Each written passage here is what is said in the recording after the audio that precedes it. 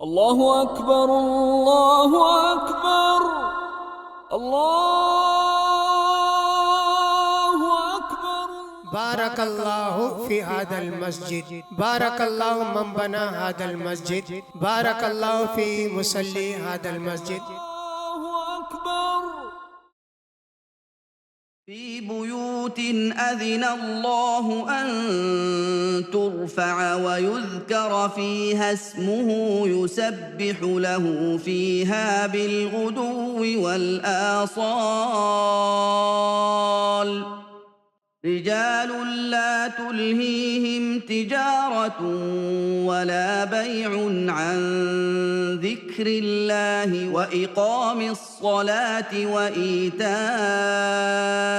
الزكاة يخافون يوما تتقلب فيه القلوب والأبصار ليجزيهم الله أحسن ما عملوا ويزيدهم من فضله والله يرزق من يشاء بغير حساب. اور میں بڑے ہی ادب کے ساتھ شیخ انیس الرحمن عمری مدنی حفظہ اللہ سے کہتا ہوں کہ وہ اپنے پند و نصائح اور دروس سے ہمیں نوازیں. شکراً فجزاکم اللہ احسن الجزا. السلام علیکم ورحمۃ اللہ وبرکاتہ. السلام علیکم ورحمۃ اللہ وبرکاتہ. الحمد للہ رب العالمین حمدا کثیرا طیبا مبارکا فیہ والصلاۃ والسلام علی سید الانبیاء والمرسلین محمد وآلہ واصحابہ وازواجہ وذریاتہ واہل بیت اجمعین. وبعد. الحمدللہ اللہ کا گھر تعمیر ہوتا ہے تو اللہ کے بندے خوش ہوتے ہیں. انسان کا گھر تعمیر ہوتا ہے تو گھر والے خوش ہوتے ہیں. یہ اس محلے کے لیے اللہ کی ایک بہت بڑی نعمت ہے جہاں سے ان کو صحیح پیغام ملے گا دین کا، کیا صحیح ہے کیا غلط ہے. نماز بھی یہاں جو پڑھی جائے گی وہ ہر طرح خیال کر کے پڑھی جائے گی کہ سنت کے مطابق ہر چیز ہو. تو آج یقیناً خوشی ہے ان لوگوں کے لیے جنہوں نے اس کے متعلق سوچا، جیسا کہ ابھی ہمارے برادر عزیز جاوید صاحب نے بتایا. خوشی ہے ان لوگوں کے لیے جنہوں نے اس کے لیے کچھ بھی چندہ دیا. خوشی ہے سب سے زیادہ ان کے لیے جنہوں نے اس زمین کو وقف کیا. بہت سے صحت مند تھے، بہت دنوں کے بعد ملاقات ہوئی تو پہچاننا مشکل ہو گیا کہ کون آدمی ہیں. امین کیف کے پاس بیٹھتے تھے تو بہت دیر ہم لوگ بات کرتے تھے، بہت ساری باتیں بتاتے تھے. وہ اب دیکھا تو سمجھ میں نہیں آئے کہ کون ہے صاحب. اللہ اکبر. بہرحال اللہ تعالیٰ جس سے جو کام لے لے، دین کا کام تو اللہ اپنے بندوں سے لیتا ہے، دنیا کا کام ہر غیر سے لے لیتا ہے. دین کا کام اللہ اپنے خاص بندوں سے لیتا ہے. کچھ لوگ تو بہت سارے کام کرتے ہیں، ان کا کام ہی جاوید ہو جاتا ہے. جاوید بھی ایسی آدمی ہیں کہ جن کا ذکر جاوید ہو جائے گا اس مسجد کی تعمیر کے ساتھ. جاوید کا مطلب ہوتا ہمیشہ رہنے والا، دیر تک رہنے والے کو جاوید کہتے ہیں، زندہ جاوید بھی کہتے ہیں نا. الحمدللہ اللہ نے ان کے حصے میں اس کام کی تکمیل کی. اس ادارے سے میں تو کسی لائق نہیں ہوں، اس ادارے سے میرا بہت پرانا تعلق ہے. جب وہ وہاں کہیں نماز پڑھی ہو رہی تھی وہاں بھی جاتا تھا، تقریر بھی کرتا تھا، اور کبھی کوئی اسکول بھی بتائے تھے، وہ ہجری کیلنڈر کچھ نکالے. بہت ساری باتیں میرے اس ادارے کا ساتھ تھیں، مرکز السلام لنشر الاسلام کے ساتھ بہت ساری یادیں وابستہ ہیں. میں سوچا بھی نہیں تھا کہ جس وقت یہ سنگ بنیاد رکھا جا رہا تھا، میں تو چاہتا تھا کہ دوسرے ہی لوگ اس کو آگے بڑھ کے اس کا سنگ بنیاد رکھیں، لیکن ہمارے بھائی اسد اللہ حافظ اللہ ان کی خواہش پر اور ہمارے برادر عزیز جاوید صاحب کی خواہش پر میں نے اللہ کا نام لے کے ربنا تقبل منا انک انت السمیع العلیم پڑھ کے سنگ بنیاد رکھا۔ اس وقت تصور میں بھی نہیں تھا کہ اتنی شاندار مسجد بنے گی۔ یہ تو بتایا تھا کہ 3 منزلہ عمارت بنے گی، لیکن اتنی شاندار بنے گی یہ ہم سوچے بھی نہیں تھے۔ بہرحال اس کے لیے ہم یہی دعا کریں گے، بارک اللہ فی ھذا المسجد، بارک اللہ فی مصلی ھذا المسجد، بارک اللہ من بنا ھذا المسجد۔ اللہ ان کو نظر بد سے بچائے، ان کے کاروبار میں ترقی نصیب فرمائے اور ان کی دولت میں دنیا اور آخرت میں اضافہ فرمائے۔ اگر ہمارے گھر میں ہم داخل ہوتے ہیں تو کیا دعا پڑھتے ہیں؟ ما شاء اللہ لا قوت الا باللہ، یہ دعا پڑھتے ہیں اپنے گھر میں داخل ہوتے ہیں۔ تو اللہ کے گھر میں داخل ہوتے ہیں تو وہاں بھی دعا پڑھتے ہیں۔ پہلے تو بسم اللہ والصلاۃ والسلام علی رسول اللہ، اللہم اغفر لی ذنوبی وافتح لی ابواب رحمتک۔ اللہ کا نام لے کے داخل ہوتے ہوئے کہتے ہیں اللہ رحمت کے دروازے کھول دے۔ اللہ یہاں رحمت کے دروازے مسجد میں آنے سے کھلتے ہیں۔ یہاں یہ سب آداب ہیں مسجد کے، لہٰذا مسجد کے چند آداب بتا کے میں اپنی بات ختم کرتا ہوں۔ ہمارے بہت سارے دوست احباب بھی ہیں۔ اسی طرح زہرانی صاحب کو دیکھا تو میں سمجھا کہ صاحب یہ کون آدمی ہیں، کئی ملاقات ہماری زہرانی صاحب سے ہوئی ہے۔ میں ایک مرتبہ حیدرآباد گیا تو ایک جگہ دعوت تھی، وہاں سے فون کیا تو کہا شیخ آ جاؤ، ہمارے یہاں مندی تیار ہے آپ کے لیے۔ میں نے کہا مندی ہی کھا رہا ہوں بھائی، کیا کر سکتے ہیں۔ وہ ہمارے دوست ہوٹل کو لے گئے تھے، اسی وقت دعوت دی زہرانی صاحب نے کہ صاحب مندی کھلاؤں گا آئیے۔ بہرحال موقع نہیں مل سکا، نہیں جا سکے۔ یہاں وانم باڑی بھی آئے تھے اور یہاں بھی ان سے ملاقات ہوئی۔ ایسے بہت سارے لوگ ہیں، وہ سارے بہت ساری نصیحت کریں گے۔ مسجد میرے بھائیوں اللہ کا گھر ہے۔ دنیا میں سب سے زمین جب اللہ نے بچھائی تو سب سے پہلی جو جگہ تھی وہی کعبے کی جگہ تھی۔ وہاں سے دنیا شروع ہوئی، زمین ہر طرف سے پھیلی۔ دنیا کا سنٹر ہے کعبہ، مکہ دنیا کا سنٹر ہے، وہیں سے وقت بھی گھٹتا بڑھتا ہے، ادھر ادھر ایسا ہوتا ہے۔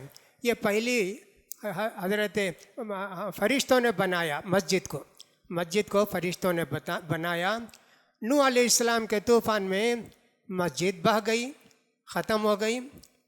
ابراہیم علیہ السلام کو اللہ نے حکم دیا کہ تم اس مسجد کی تعمیر نو کرو، تعمیر جدید کرو۔ ابراہیم علیہ السلام اپنے بیٹے کو لے کے اس مسجد کی تعمیر کیے۔ الحمدللہ آپ جانتے ہیں وَإِذْ رَفَعَ إِبْرَاهِيمُ الْقَوَاعِدَ مِنَ الْبَيْتِ وَإِسْمَاعِيلُ رَبَّنَا تَقَبَّلْ مِنَّا إِنَّكَ أَنْتَ السَّمِيعُ الْعَلِيمُ۔ ابراہیم اور اسماعیل مل کے اس کعبے کی دیوار کو اونچی کر رہے تھے۔ وہ زمین میں اتنا نشان تھا کہاں تک کعبے کی بنیاد ہے، اسی کو اوپر اٹھائے۔ دعا تھی یا اللہ تو قبول کر لے۔ اللہ ہر نیک کام کرتے وقت دعا ضرور کرنا چاہیے۔ دعا آسان ہے، کام کرنا آسان ہے، اللہ کے یہاں قبولیت حاصل کرنا یہ بہت مشکل ہے۔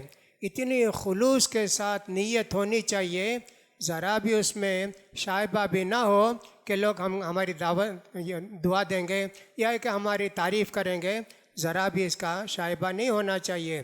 ابراہیم علیہ السلام نے بنا دی مسجد، الحمدللہ دعا بھی کی، اللہ دنیا کے سارے لوگوں کو اس گھر کو آنے کی توفیق دے۔ میری آواز جہاں تک جاتی ہے، جنہوں نے بھی ابراہیم علیہ السلام کی دعا سنی، قیامت تک وہ لوگ حج کرتے رہیں گے، مکے کو جاتے رہیں گے۔ بہرحال یہ دعا تھی۔ اب ہم لوگ کیا کرتے ہیں، مغرب کی طرف، ویسٹ کی طرف رخ کر کے نماز پڑھتے ہیں۔ کعبہ جو ہے مکے میں جن کو دیکھتے ہیں گول سب بنتی ہے، وہاں ایسے نہیں بنتی، گول سب بنتی ہے۔ حکم یہ ہے کعبہ کی طرف رخ کر کے نماز پڑھنا۔ جو لوگ مکے میں ہیں کہیں بھی ہوں، پورے مکے میں ایسی مسجدیں ہیں، مسجد ایسے ہے، مسجد ایسے ہے، مسجد ایسے ہے، مسجد ایسے ہے، ہر طرف مسجد ہے، ویسے ہی بنا کے رکھے ہیں، اس لیے کہ کعبے کی طرف رخ کرنا چاہیے۔ دور جب ہو جاتے ہیں ہم لوگ، جیسے انڈیا وغیرہ ہے، تو آئین کعبہ نہیں جہت قبلہ، یعنی یوں کعبہ ہے، ذرا ادھر ہو جائے ذرا ادھر ہو جائے، کوئی حرج کی بات نہیں، کوئی حرج کی بات نہیں قبلہ۔ تو ہم سارے لوگ اسی طرف قبلے کی طرف رخ کر کے نماز پڑھتے ہیں، اور ہر درود میں یاد کرتے ہیں اللہم صلی علی ابراہیم، اللہم صلی علی ابراہیم وعلی آل ابراہیم انک حمید مجید، ایسے پڑھتے ہیں۔ اللہ کے رسول پر درود بھیج کے ابراہیم علیہ السلام پر درود بھیجتے ہیں۔ دیکھیے نماز کو انہوں نے اللہ کے حکم سے قائم کیا، تو قیامت تک نماز پڑھنے والے ان پر درود بھیجتے رہیں گے۔ مسجد کے آداب میں سے یہ بھی ہے کہ آدمی مسجد کو آئے تو دعا پڑھ کے مسجد میں داخل ہو، اس کی دعا میں نے آپ کو بتا دی۔ مسجد کا ایک ادب یہ بھی ہے کہ مسجد میں آئیں، بیٹھنا چاہیں 2 رکعت نماز پڑھ کے بیٹھنا چاہیے۔ لا یجلسن احدکم فی المسجد حتی یرکع رکعتین، 2 رکعت نماز پڑھنے سے پہلے مسجد میں مت بیٹھو۔ کوئی بھی 2 رکعت پڑھ لیے، تحیۃ الوضو پڑھ لیے، تحیۃ المسجد پڑھ لیے، کوئی بھی 2 سنت پڑھ لیے، نفل پڑھ لیے، اللہ کے گھر کا احترام یہ، اللہ کے گھر کا یہ احترام ہے۔ اسی طرح جہاں بھی مسجد کی اذان جاتی آواز کی، سادہ آواز، لاؤڈ اسپیکر سے نہیں، ان سب کو مسجد ہی میں آ کے نماز پڑھنا چاہیے، مردوں کو، عورتوں کو نہیں، مردوں کو مسجد ہی میں آ کے نماز پڑھنا چاہیے۔ نبی کریم صلی اللہ علیہ وسلم کے زمانے میں ایک صحابی تھے ابن ام مکتوم، انہوں نے آ کے اللہ کے رسول سے کہا، اللہ کے رسول میرا گھر ذرا دور پڑتا ہے، آنکھیں نہیں ہیں، راستہ خراب ہے، کوئی موذی جانور بھی ہوں گے، بارش ہوتی ہے تو کہیں پانی بھی رک جاتا ہے، آنے میں بڑی تکلیف ہوتی ہے، میں گھر میں نماز پڑھ لوں؟ اللہ کے رسول نے فرمایا ہاں پڑھ لو جی۔ ابھی وہ مسجد سے نکلے بھی نہیں تھے کہ اللہ کے رسول نے پوچھا هل تسمعون النداء، اذان کی آواز آتی کیا تمہارے گھر کو؟ کہا ہاں آتی ہے۔ اذن فاجب، جماعت میں آ کے نماز پڑھو جی۔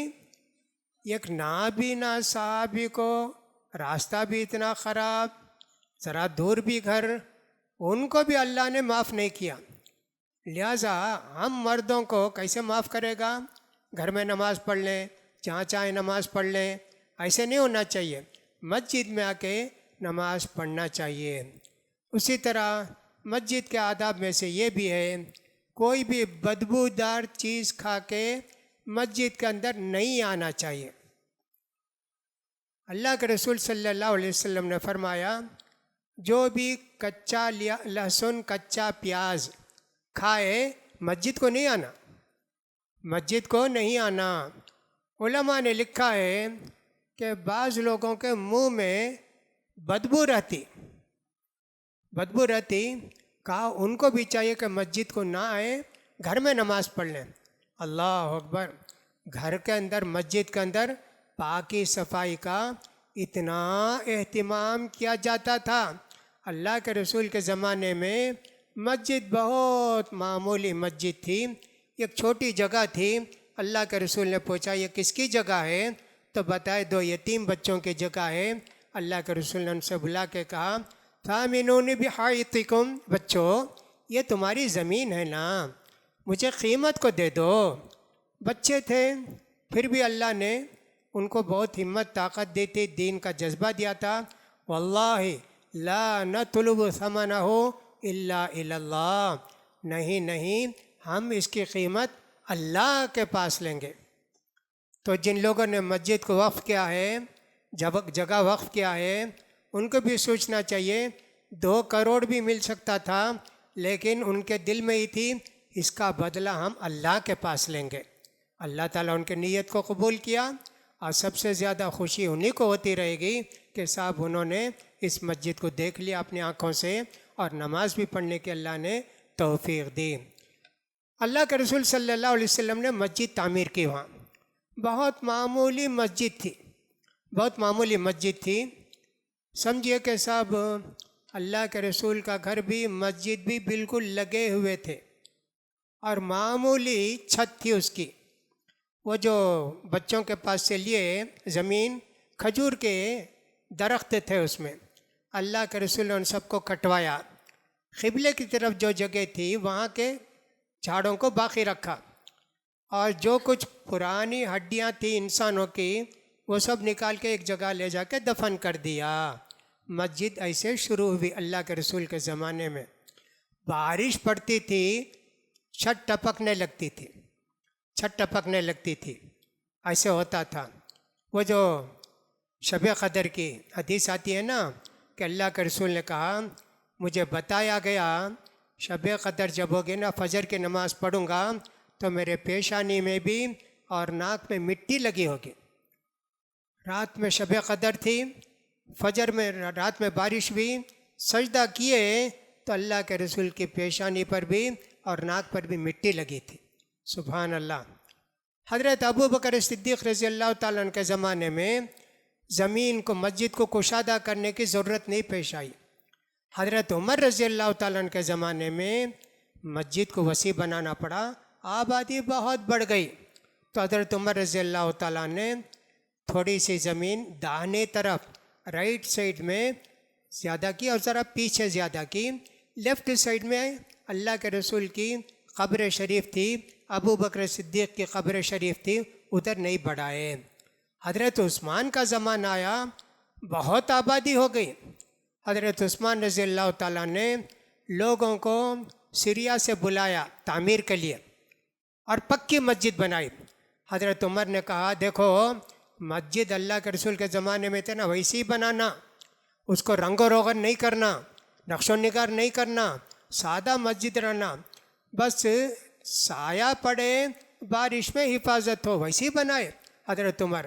حضرت عثمان رضی اللہ تعالیٰ جب آئے بڑی پختہ مسجد بنائی، بہت خوبصورت مسجد بنائی. صحابہ نے کہا مت بنائیے، سادہ مسجد چاہیے ہم لوگوں کو. حضرت عثمان نے کہا میں میرے پیسے سے بنانا چاہتا ہوں مسجد، میرا گھر اچھا ہو تو مجھے خوشی ہوگی، اللہ کا گھر اچھا ہو تو مجھے کتنی خوش ہوگی.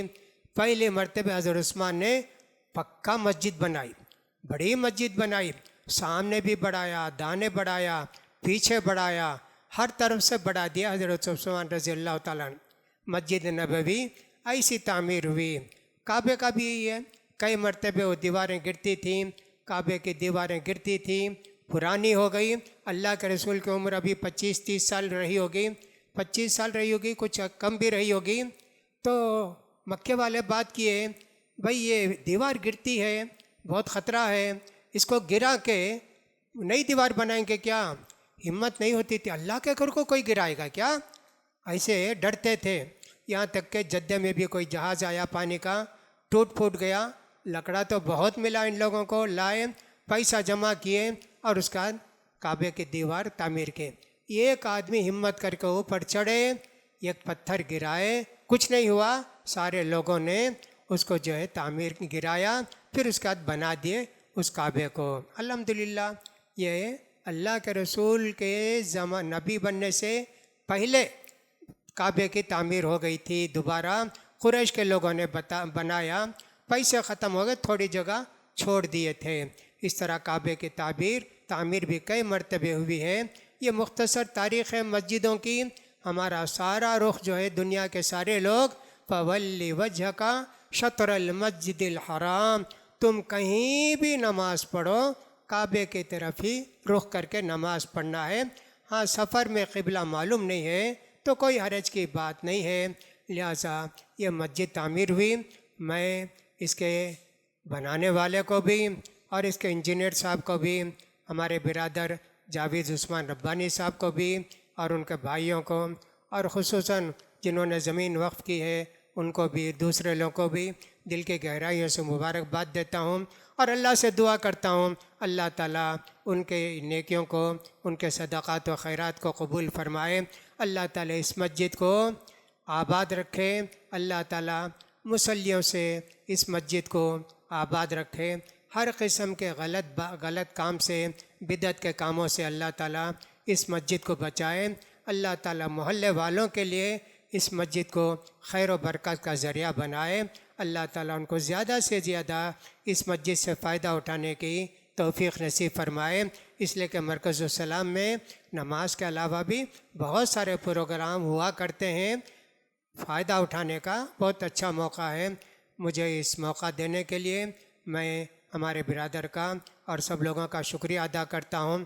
اتفاق سے مجھے آنا تھا سمجھے کہ 1:40 کو، لیکن ہماری ٹرین آئی 3 بجے، سوا گھنٹہ لیٹ ہو گئی ٹرین۔ اللہ کی مہربانی گھر پہنچا اور صاحب 10-15 منٹ آرام بھی کر لیا اور چلا آیا۔ مجھے بھی وہیں سے تڑپ تھی کہ صاحب جانا ہے، کتنے لوگ ہیں، میں سمجھا 10-15 آدمی ہو گئے، یہاں کے دیکھا تو بہت سارے لوگ تھے، بہت خوشی ہوئی الحمدللہ۔ جزاکم اللہ خیراً، والسلام علیکم ورحمۃ اللہ وبرکاتہ۔ شکرم جزاکم اللہ خیراً۔ اللہ تعالیٰ جو کچھ باتیں فضیلت الشیخ نے ہمیں بتائی ہے، اللہ تعالیٰ سے میں دعا کرتا ہوں کہ اللہ تعالیٰ ان تمام باتوں پر ہمیں عمل کرنے کی توفیق نصیب کرے، آمین۔ اس کے بعد میں فضیلت الشیخ حافظ عبد الواحد عمری مدنی حفظہ اللہ تمل ناڈو پانڈیچری کے سیکریٹری کو دعوت دیتا ہوں کہ آپ آئیں، اپنی قیمتی نصیحتوں سے ہمیں مستفید کریں۔ فجزاکم اللہ خیرا۔ الحمد للہ رب العالمین والصلاة والسلام علی خاتم الانبیاء والمرسلین وعلی آلہ وصحبہ ومن تبعہم بإحسان الی یوم الدین، اما بعد۔ محترم شیخ انیس الرحمن اعظمی عمری مدنی حفظہ اللہ، امیر صوبہ جمعیت اہل حدیث تمل ناڈو پانڈیچیری، اور اسی طرح مسجد السلام کے ذمہ داران، خصوصاً ہمارے حافظ جاوید عثمان ربانی صاحب جو مرکز السلام کے فاؤنڈر اور سیکریٹری ہیں، اور ان کی ساری ٹیم جو ان کے ساتھ ہے، اور ہمارے ڈائس پر موجود معزز علماء کرام اور سامعین، اللہ تعالیٰ کا فضل و کرم ہے کہ بہت ہی اچھے موقع پر ہم یہاں جمع ہیں۔ یہ بہت مبارک موقع ہے، اور ہم نے ہمارے امیر محترم کی تقریر بڑی مفصل باتیں سنی۔ اللہ تعالیٰ مجھے اور آپ کو عمل کرنے کی توفیق دے۔ میں 2-3 منٹ میں کچھ باتیں آپ کے سامنے رکھ دینا چاہتا ہوں۔ پہلی بات، اللہ تعالیٰ قرآن مجید میں بڑی وضاحت کے ساتھ فرما دیتے ہیں، سورۃ الجن آیت نمبر 18، وَأَنَّ الْمَسَاجِدَ لِلَّهِ فَلَا تَدْعُوا مَعَ اللَّهِ أَحَدًا، بے شک مسجدیں اللہ کی ہیں، فَلَا تَدْعُوا مَعَ اللَّهِ أَحَدًا، اللہ تعالیٰ کے علاوہ کسی اور کی یہاں پکار، کسی اور کو بلایا نہیں جائے گا، کسی اور کی اتنی بڑائی نہیں ہوگی کہ اللہ تبارک و تعالیٰ کے سامنے، اس کی تعریف کے سامنے پھیکی پڑ جائے۔ اور اللہ تعالیٰ ہے جو اپنے گھر کا کام لوگوں سے لیتا ہے۔ میں اللہ تعالیٰ کے لیے اس کے فضل اور کرم کو مانگتا ہوں ان لوگوں کے لیے جنہوں نے اس مسجد کے لیے زمین کو وقف کیا ہے۔ 2 معیار ہیں، 2 باتیں ہیں، آپ اچھی طرح سمجھ سکتے ہیں جو لوگ میرے سامنے ہیں۔ ابھی 20 دن پہلے ہم نے ایک اخبار میں ایک نیوز پڑھا تھا کہ بہار کا ایک آدمی ہے اشتیاق احمد خان، جس نے 2,40,00,000 کی زمین کس کے لیے وقف کی ہے؟ مندر کے لیے۔ کس کے لیے؟ مسلم ہے، بہرحال نام آپ جانتے ہیں، نام ہے اشتیاق احمد خان، مسلمان کا نام ہے۔ 2,40,00,000 اس کا ارادہ ہے کہ سب سے بڑا مندر بنایا جائے۔ بس بات آتی ہے عقیدے کی۔ اگر اس طرح کے مراکز بنے، بچے اچھا عقیدہ سیکھیں، تو ایسے ڈونر نہیں ہوں گے، اس طرح مسجدوں کو ڈونر کرنے والے ہوں گے، مسجدوں کو جگہ دینے والے ہوں گے۔ تو اسی لیے میں ہمیشہ ہمارے جتنے صوبہ جمعیت اہل حدیث کے مساجد ہیں، جہاں جہاں ہم جاتے ہیں، کہتے ہیں کہ مسجدیں صرف نماز پڑھنے کے لیے نہیں ہیں۔ اگر نماز پڑھنا ہی ہو تو یہاں سے 1-2 قدم چلیں گے تو مسجدیں مل جائیں گی۔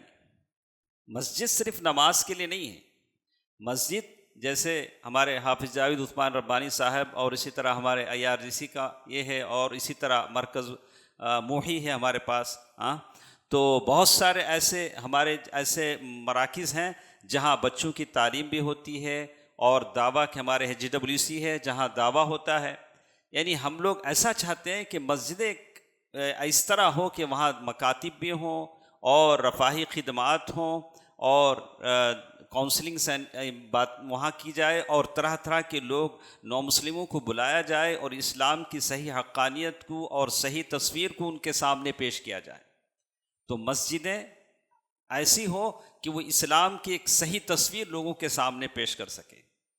تو اللہ تعالیٰ کا بڑا فضل و کرم ہے کہ اللہ تبارک و تعالیٰ نے ہم سب کو ایک خوبصورت مسجد اور ایسی کشادہ مسجد دی ہے جہاں ہم صحیح طریقے سے نمازیں ادا کر سکیں گے، ہم اپنے بچوں کو اچھا عقیدہ دے سکیں گے، یہاں سے ایسے بہت سارے کام کر سکیں گے جس کو معاشرے کو ضرورت ہے. معاشرے کو بہت سارے کاموں کے افراد کی ضرورت ہے جو یہاں سے پلیں گے. تو آپ دیکھتے ہیں ایک چیز جو میں نوٹ کرتا ہوں، آپ بھی سوچتے ہوں گے کہ ہمارے مسجدیں تو بہت ہیں، لیکن ابھی بھی کچھ مسجدوں میں، جیسے میں نے دیکھا ہے کہ ایک ہمارے عالندور کی مسجد اہل حدیث ہے جو ڈاکٹر جیلانی صاحب کا نام جو لیا ہے، تو آپ فجر کے بعد اگر آپ چلے جاتے ہیں تو ماشاءاللہ 4-5 اساتذہ بیٹھے ہیں، 300-400 بچے پڑھتے ہیں، 300-400 بچے پڑھتے ہیں. وہی ہم یہاں ٹرپلیکن میں بھی دیکھتے ہیں. تو اصل کام یہ ہے کہ نسل جو ہماری تیار ہو رہی ہے وہ صحیح عقیدہ اور منہج پر تیار ہو. اس کے علاوہ ہمارے جتنے اسلامک سینٹرز ہیں وہاں مکاتب موجود ہیں، لیکن ہم چاہتے ہیں کہ اور بھی تیزی کے ساتھ اور زیادہ کثیر تعداد میں اساتذہ لیے جائیں، بچوں کو پڑھایا جائے تاکہ یہ ہماری مسجدیں آباد رہیں. آنے والے حالات کا مقابلہ ہمارے بچے صحیح عقیدے کے ساتھ کر سکیں. آنے والے حالات کیسے کروٹ لے سکتے ہیں، کیا حالات اس ملک میں پیدا ہو سکتے ہیں، اس سے نبرد آزما ہونے کے لیے، اس کا مواجہہ کرنے کے لیے ضرورت ہے کہ ہمارے بچوں کے اندر صحیح عقیدے کی آبیاری کی جائے.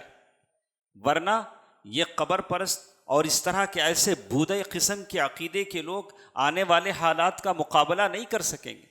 وہ ہوا کے رخ پر بہہ جائیں گے اور وہ کہیں گے چلو ادھر کی ہوا ہو جدھر کی، ایسے والی بات ہو جائے گی. تو اللہ تعالیٰ کا فضل و کرم ہے کہ اللہ تعالیٰ کے ہم بہت مشکور ہیں کہ اللہ تبارک و تعالیٰ نے اچھا موقع ہم کو عنایت فرمایا ہے، اور بہت سارے علماء ہمارے ساتھ ہیں. میں اللہ تعالیٰ سے دعا کرتا ہوں کہ اللہ تعالیٰ وہ تمام افراد، وہ تمام لوگ جو اس کار خیر میں شریک رہے، اللہ تبارک و تعالیٰ ان کو بہترین بدلہ عنایت فرمائے. آمین. والسلام علیکم ورحمۃ اللہ وبرکاتہ.